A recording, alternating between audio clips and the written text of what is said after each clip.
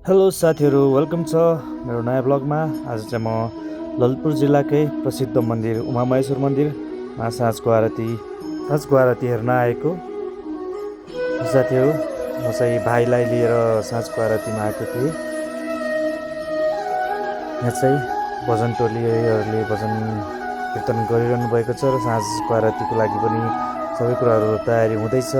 हामी चाहिँ साइडमा बसेर आरतीको लागि वेट गरिरहेको छौँ र भजन कीर्तन पनि हेरिरहेको छौँ, सुनिरहेको छौँ है। दिदीहरू नाचिरहनु भएको छ।